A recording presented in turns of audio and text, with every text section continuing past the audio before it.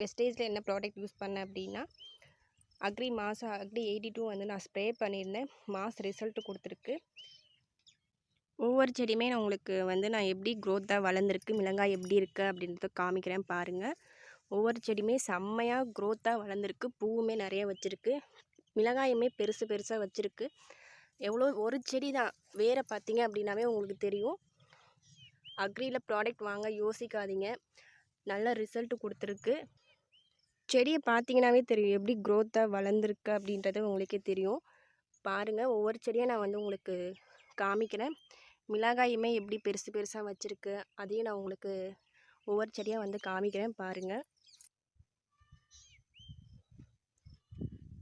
இந்த மிளகாய் செடி வச்சு 1 மந்த்து தான் ஆச்சு. நல்ல ரிசல்ட் கொடுத்துருக்கு. நான் 2 வீக் அப்புறம் நான் வந்துட்டு அக்ரி 82 ஸ்ப்ரே பண்ணியிருந்தேன். செடி பாருங்கள், ஒரு செடி தான் எவ்வளோ பெருசாக க்ரோத்தாக வளர்ந்துருக்கு அப்படின்றத பாருங்கள். அக்ரியில் ப்ராடக்ட் வாங்க யோசிக்காதீங்க.